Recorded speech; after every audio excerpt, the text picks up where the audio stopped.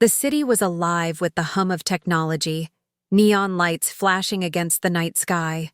Flying cars zipped between towering skyscrapers, their engines humming softly as they moved faster than anything the people on the ground could comprehend. In the midst of it all, a young girl sat alone on the cold pavement. She had emerald green skin, 3 fingers on each hand, and large, luminous eyes that shimmered like distant stars. She was far from home, and the city around her was both vast and intimidating. She didn't belong here. She didn't belong anywhere. The girl's stomach growled, a sharp reminder that she had not eaten in days. The city streets were bustling, with people, each moving quickly as they went about their lives, too caught up in their own worlds to notice the little alien sitting all alone. She had no family. She had no shelter. She had no understanding of where she was or how she had ended up here. All she remembered was the crash. Her spaceship had fallen from the sky, leaving her stranded on Earth with no way of contacting her. People. Her ship had been her only connection to home, and now all she had was the broken wreckage scattered far away in some dark alley she could never reach. Her heart ached.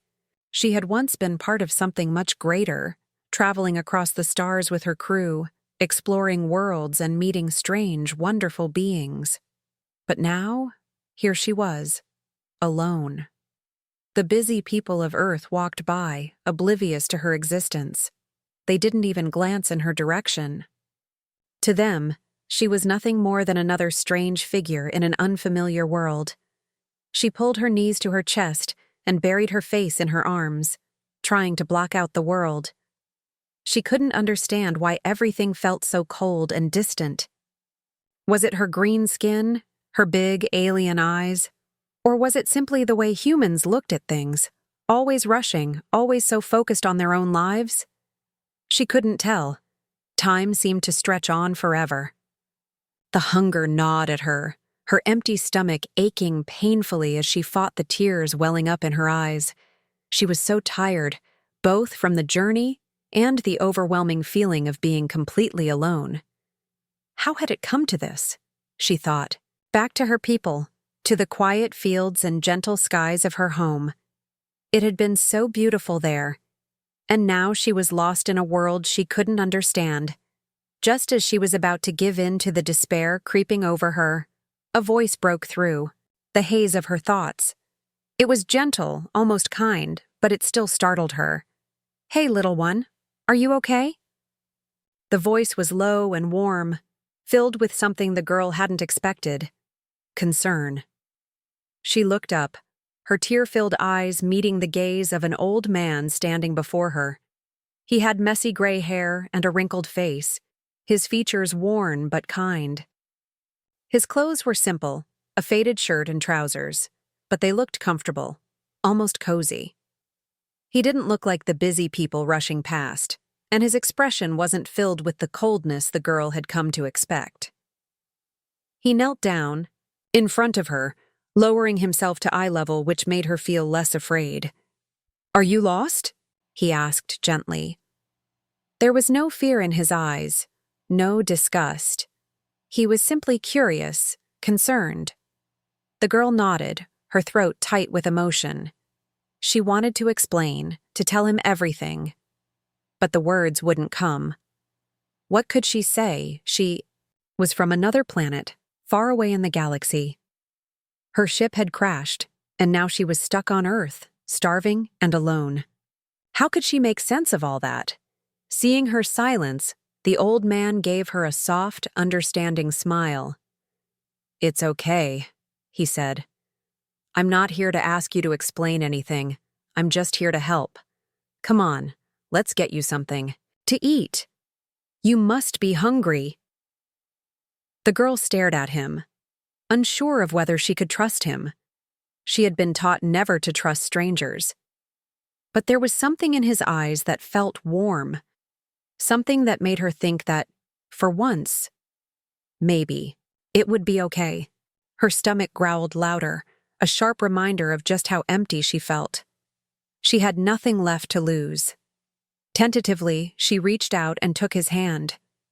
It felt warm and steady, and for the first time since she had arrived on this strange world, she felt a spark of hope.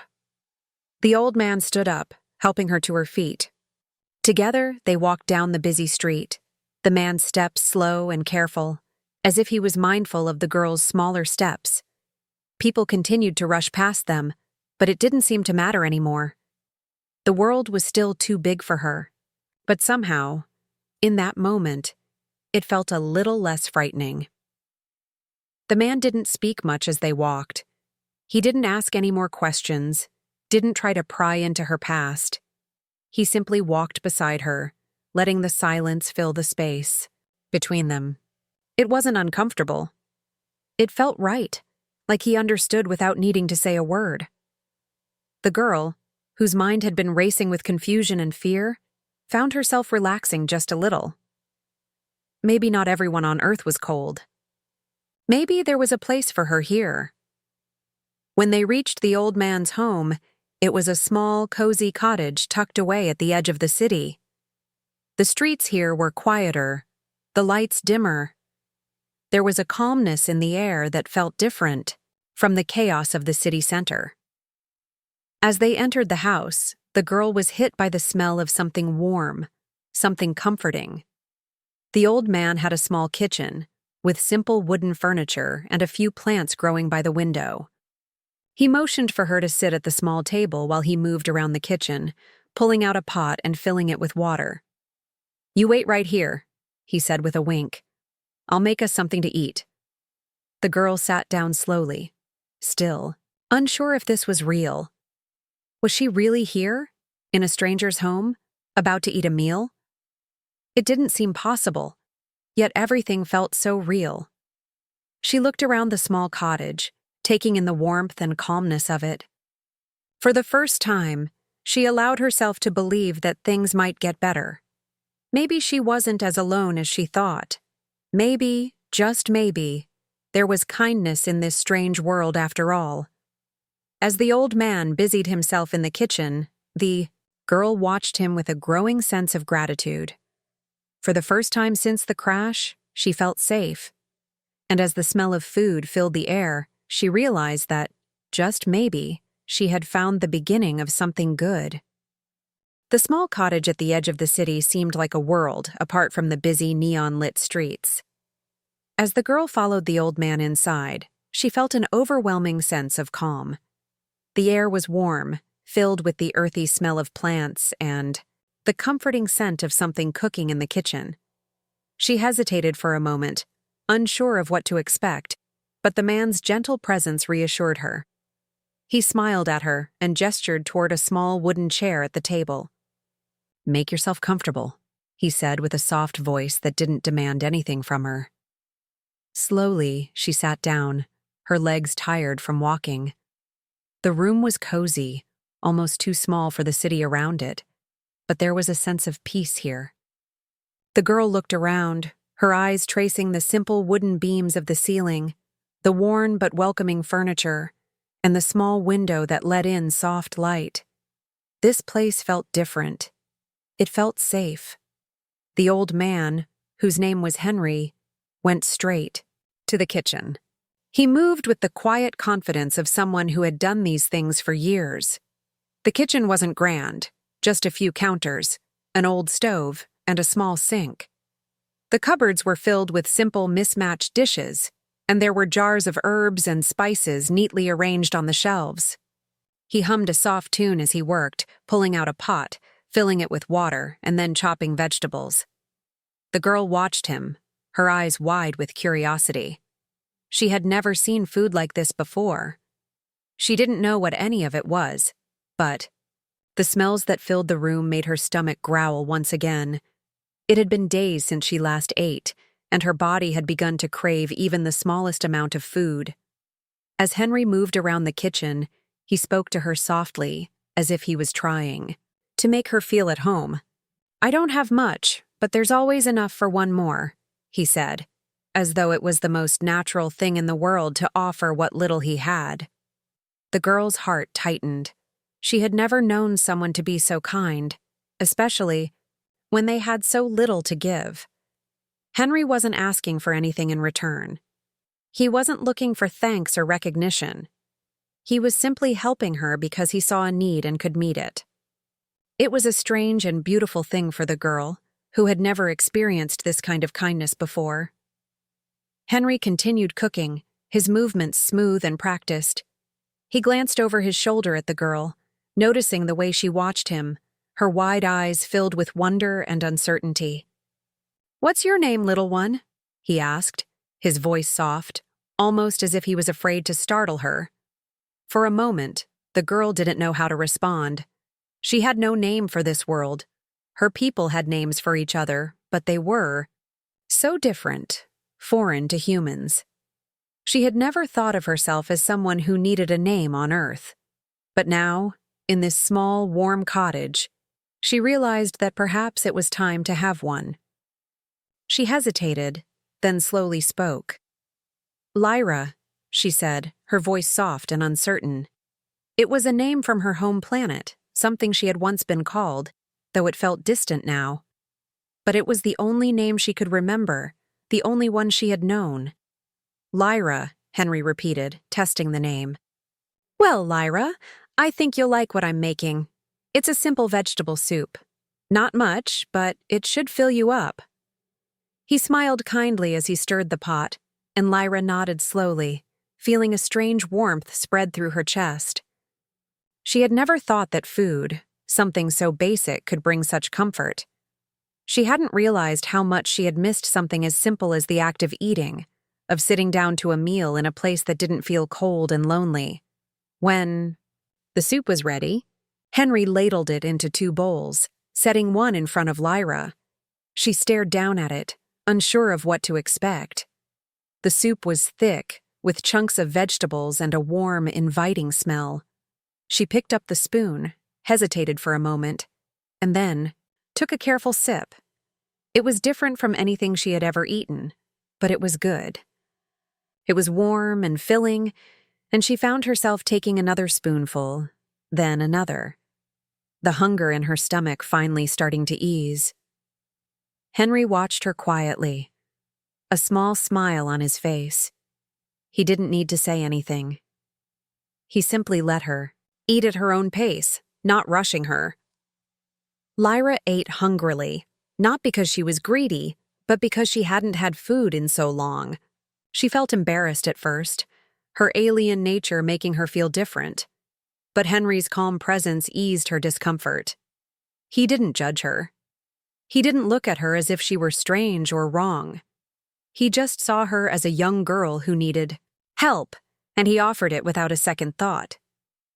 After the soup was finished, Henry cleared the dishes and set them aside to wash later. He then led Lyra to the small living room, where an old armchair sat near a crackling fireplace. The flames cast dancing shadows on the walls, filling the room with warmth. Henry settled into the chair and gestured for Lyra to sit beside him. For a moment she hesitated, unsure of where to sit or what to do. She had never been allowed to be so relaxed before. But the moment felt safe, and she slowly sank into the chair next to him. "So, Lyra," Henry said, breaking the silence, "tell me more about yourself. You don't have to tell me everything if you don't want to, but I'd like to know where you come from." Lyra was silent for a moment, unsure of what to say. She had never told anyone about her home, about her people. But for some reason, sitting here with Henry, she felt a sense of trust she hadn't known in a long time. Slowly, she began to speak, her voice soft but steady. She told him about her planet, the fields that stretched to the horizon, the skies that were always clear, and the people who had cared for her. She spoke of her crew, the friends she had traveled with, and how everything had changed in an instant. The words came slowly, but once they started, they kept flowing, and for the first time, Lyra felt like someone was truly listening. Henry didn't interrupt. He didn't ask questions right away. He just listened, letting her speak at her own pace. When she finished, there was a long silence between them, but it wasn't uncomfortable. It was the kind of silence that spoke volumes, filled with understanding and empathy. Finally, Henry spoke again. "You've been through a lot, haven't you?" he said, his voice gentle. "But you're safe here, Lyra. You're not alone. Anymore. I don't have much, but I'll do what I can to help." Lyra nodded, feeling a warmth in her heart. She had never known someone like Henry before. Someone who cared without expecting anything in return. She didn't know what the future held, but in this moment, she felt a small spark of hope. It wasn't much, but it was enough to make her believe that maybe, just maybe, she could find a new home here, in this strange world. Lyra awoke the next morning to the sound of birds chirping outside, their songs weaving through the open window. The light from the rising sun filtered gently into the room, casting long golden rays across the wooden floors. For a moment, she simply lay there, absorbing the warmth of the sun on her skin and the peaceful quiet that surrounded her. It felt different than the cold, silent void she had grown accustomed to. This place, this cottage, had an energy of its own. An energy that seemed to breathe with life, just like the plants growing outside and the warmth of the fireplace that still smoldered softly in the corner. Slowly, she sat up, stretching her arms above her head and looked around. The room was small but cozy, with simple, earthy decorations, wooden shelves stacked with books, a few potted plants near the window, and a rug on the floor that had seen its fair share of wear. The air smelled faintly of pine and fresh earth, reminding her of the forests back home. She didn't know what to expect when she had first arrived here. The old man, Henry, had offered her shelter with no questions asked, and now, waking up, in his home, Lyra couldn't help but feel a sense of belonging. It was strange. She hadn't felt this way in a long time, like she could actually let her guard down. The journey to Earth had been hard, and the crash had left her stranded on a planet full of strange beings. But Henry had made her feel welcome, and she wasn't sure if it was because of his age, his kindness, or the simple way he seemed to understand without speaking. It was a kind of understanding Lyra hadn't known for years. Lyra stood and moved, quietly to the small kitchen, where Henry was already at work, preparing something on the stove. The smell of cooking food filled the room, making her stomach rumble in anticipation. She smiled to herself. It felt like a lifetime since she had last had a proper meal, and the thought of food, real food, something fresh and nourishing, was almost too much to bear. Henry turned as he heard her approach, his gentle smile appearing immediately. "Good morning, Lyra," he said, his voice as calm and kind as always. "How did you sleep?" Lyra nodded, walking closer to the stove. "I slept well, thank you," she said softly, her eyes glancing at the bubbling pot on the stove. "What's for breakfast?" Henry chuckled. "Just some eggs and toast, but I thought I'd make it special today." He took a small jar from the shelf and opened it, revealing a mixture of herbs. He sprinkled them into the pan with a practiced hand. "I hope you like it." Lyra sat at the small table, watching Henry with fascination as he worked. He moved slowly, but deliberately, every action carefully thought out. She had never seen someone so focused on something so simple. Back home, people never had time to cook like this. Meals were quick and often tasteless, meant only to sustain. Here, in this humble kitchen, cooking felt like an art, something done with love rather than necessity. As the food finished cooking, Henry served the meal, placing a plate in front of Lyra. The eggs were perfectly cooked, golden and soft, and the toast was crisp but not too hard. Lyra hesitated at first, unsure of how to eat, but then she realized there was no rush here. She could take her time. She picked up her fork and took a small bite. The flavors hit her immediately. So simple, yet so full of life. It wasn't just food, it was comfort. She ate more slowly this time, savoring every bite, trying to understand the feeling that this meal stirred in her. After breakfast, Henry sat down beside her, his own plate in front of him. "How do you feel?" he asked, his eyes studying her carefully. "You seem more relaxed today. Lyra took a moment before answering. It wasn't easy for her to put her feelings into words. There had been so much loss, so much fear since she had left her home. She had felt lost for so long, drifting between planets, between realities. But something about this place, something about Henry, made her feel like maybe, just maybe, there was still hope for her. "I feel better," Lyra said finally, her voice quieter than usual. "I haven't felt this safe in a long time." Henry nodded slowly, a knowing look in his eyes. "It's important to feel safe, especially when the world feels like it's falling apart. You don't have to go through it alone." The words struck a chord in Lyra's heart. She hadn't realized how much she had needed to hear them. All her life, she had been taught to depend on herself, to never show weakness. But here, in Henry's home, she didn't feel like a stranger. She didn't feel like someone who had to fend for herself at all costs. Later that day, Henry took Lyra on a walk around the small village where he lived. The streets were quiet, with only a few people going about their day, but the air was alive with the sounds of nature. The trees were tall and green, and the grass swayed gently in the wind. Lyra had never seen anything like it. On her home planet, the land was different, dry and barren, with little life beyond the cities. This place was lush and full of energy, and the colors were brighter than she could have imagined. Henry explained the village to her as they walked, pointing out the different buildings: a small bookstore, a bakery, a flower shop. "It's a quiet place, but it has its charm," he said, smiling. "Not much happens here, but I like it that way. People take care of each other." Lyra listened intently, her mind racing with thoughts of her own home and what she had left behind.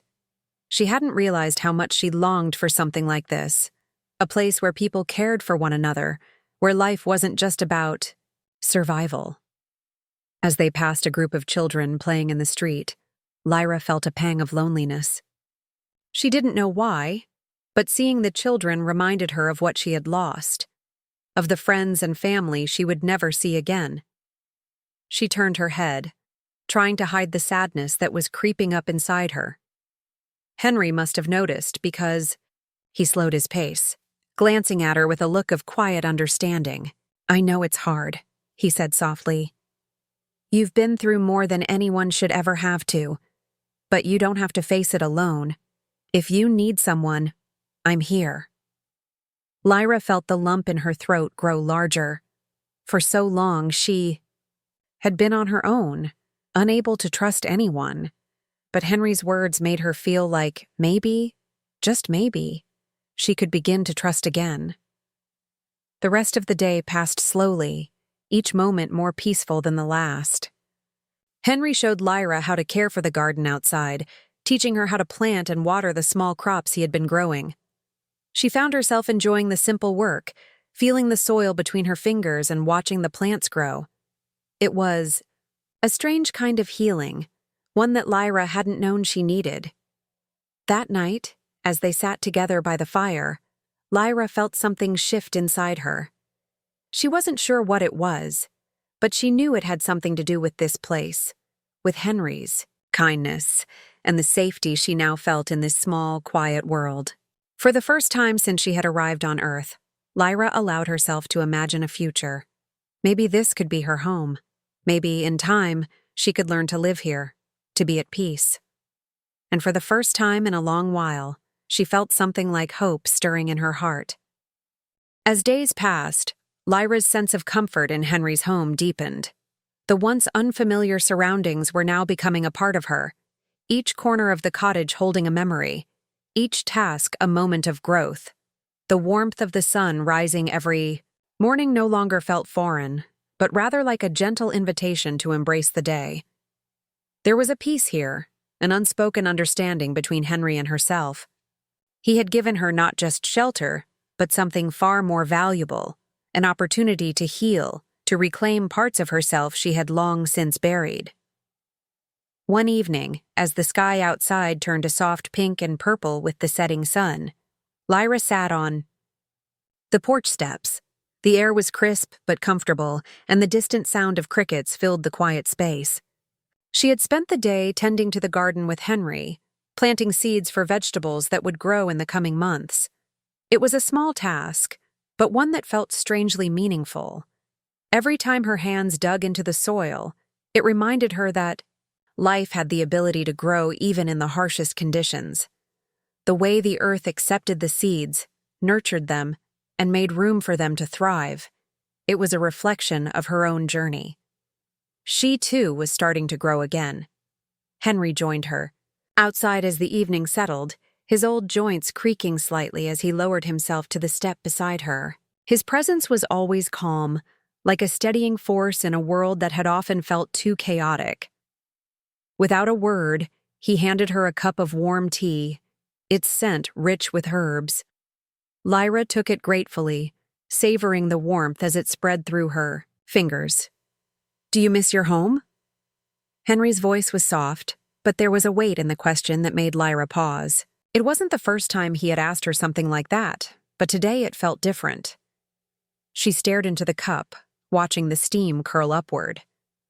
The question had always lingered in her mind, but she had avoided it for so long, not knowing how to answer. Her home, her people, her planet, felt like a distant memory now. The vast emptiness of space that had separated her from everything she had once known seemed insurmountable, a barrier too thick to cross. She had buried the pain of loss so deep that she hardly knew what to feel about it anymore. But something in Henry's question made her look back, truly look back, for the first time in a long while. "I miss it," she said, her voice barely above a whisper. "I miss my people, my family. I miss the way the sky looked at dusk, the stars shining, brightly without interference from lights or buildings." She paused, the lump in her throat growing. "But I don't know if I can ever go back. It's too far." Henry didn't say anything at first. He simply sat beside her, his eyes gazing into the distance as the stars began to emerge in the sky above. There was a quiet understanding between them, an acknowledgement that words weren't always necessary. "I can't imagine what it's like," he finally said, his voice low.